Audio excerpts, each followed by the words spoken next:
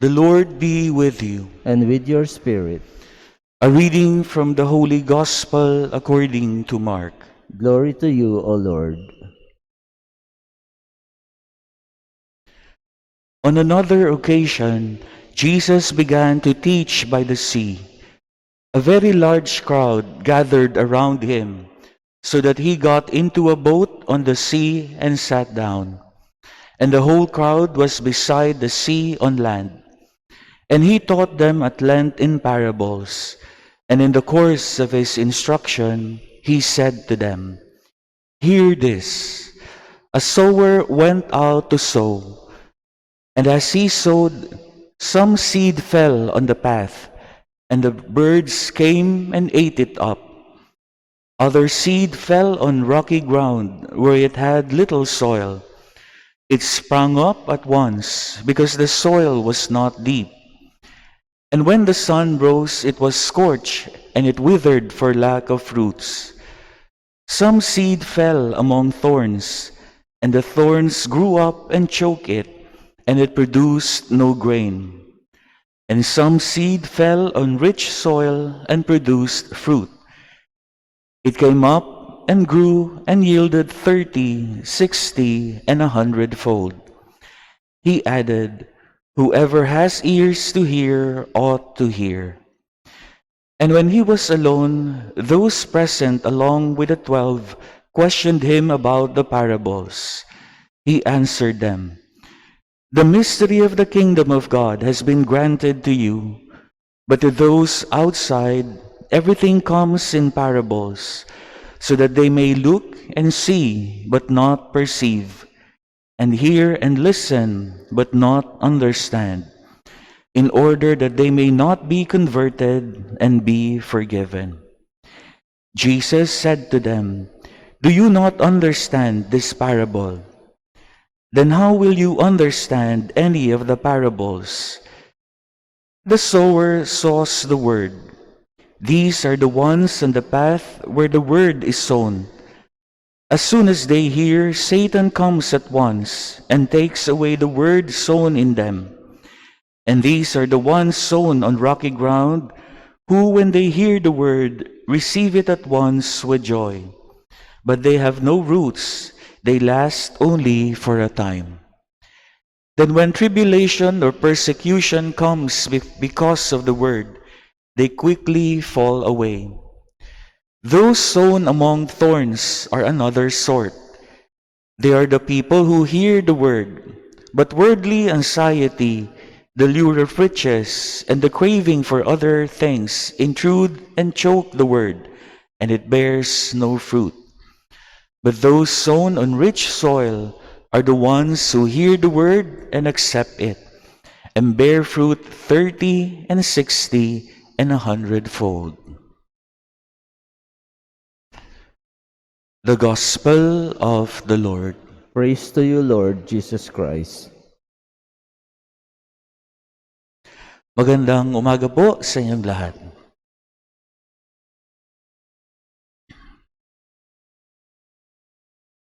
I remember this part of the Gospel of Mark when we discussed this in our study of exegesis. This was presented as one of the most difficult passages in the scriptures to explain. Not because of the parable itself, but because of how it was explained or how it was introduced or how the explanation was introduced by Jesus. Narinig natin. When he was asked by his disciples and the companions of the 12 about the meaning of the parable, this is how Jesus introduced his explanation. The mystery of the kingdom of God has been granted to you, but to those outside, everything comes in parables, so that they may look and see, but not perceive, hear and listen, but not understand, in order that they may not be converted and be forgiven. Sinasadya ba ng Diyos o ng Panginoon nabulagin ang mata ng tao sa kanyang mga pahayag para hindi nila talaga maintindihan ang pahayag ng Panginoon. Ito ba'y sadyang pagtatangka ng Diyos na bulagin ang ating mga mata para hindi natin tutunay na maintindihan? Those words were actually quotations from the prophecy of Isaiah. And if you will go to that part where these were spoken by Yahweh, makikita natin yung konteksto. It was not really the intention, or it is not really the intention of Yahweh to blind the eyes of hearers of the word. It is actually man's, or those who listen to the word, it is actually their prejudice or anything that has, or that can blind their eyes. No? That is the cause of their non-reception of the word. No? Hindi sadya na binubulag ng Diyos, kundi yung mga pagpapahintulot nila na mabulag, mabingi, at di makita ang pahayag ng Diyos na siyang pumipiit sa kanila para matanggap nila ang kabuuan ng pinapahayag sa kanila. Malinaw naman, as Jesus explained to His disciples, the seed that is sown is the word, ang salita na inihahasik. So hindi ito dahil sinasadya ng Panginoon na bulagin ang mga mata, kundi yung mga pinapahintulot ng tao na maging dahilan ng kanyang pagkabulag. Kaya hindi niya natatanggap, hindi niya nakikita, di naririnig, di nararamdaman, di nagkakabunga. At yun ang pwedeng maging panuntunan.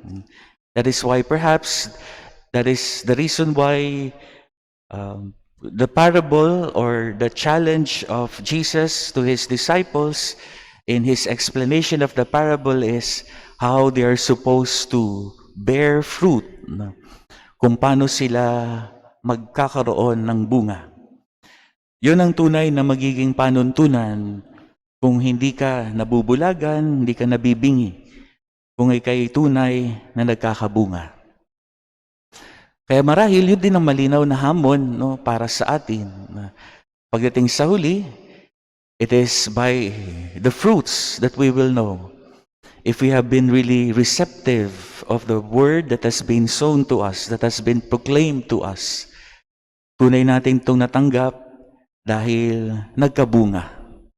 Kaya yun ang pwedeng maging katanungan para sa atin. Anong nagiging bunga ng inihahasik sa atin? O meron tayong napapahintulutan na maging dahilan para hindi natin makita, matanggap ang ipinapahayag sa atin? Meron isang magandang exegesis na pinahayag dito. Ang isang teologo, kung paano daw natin tunay na madadala ang sarili na magbunga. Kinakailangan daw, unawain natin ang ating sarili bilang hindi lamang basta mga ordinaryong pinaghahasikan ng binhi, kundi dati ng matabang lupa na nagkaroon lamang ng iba't ibang mga karanasan, kaya hindi makapanuot ang inihahasik na binhi sa atin. We have been through a lot of experiences that perhaps kind of choke yung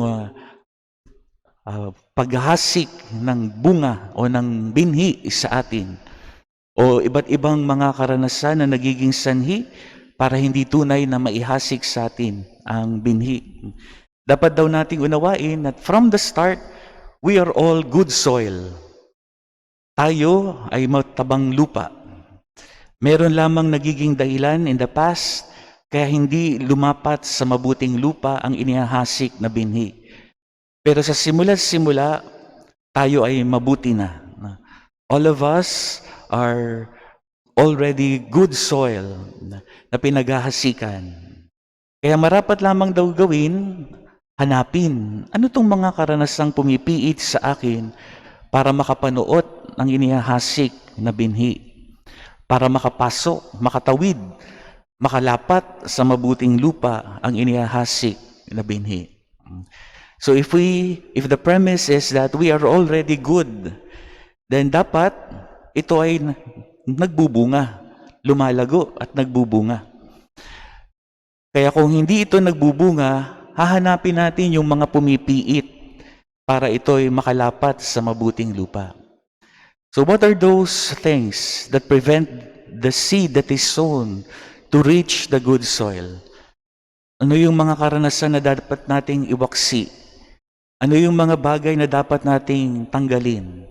Ano yung mga pumipiit para makalapit sa atin ang inihahasik na binhi? Kaya pagdating sa huli, meron pa rin talaga tayong kinakailangang maisakatuparan. We don't simply rejoice that we are already the good soil, the rich soil to which the seeds are being sown. We have to really find ways how the seed can really reach us, how the seed can really touch this rich soil so that it can grow, so that it can bear fruit 30, 60, and 100-fold. Lingin natin sa Diyos ang biyayang ating kinakailangan upang to'y tunay nating may sakatuparan. Let us now stand and present to God our petitions.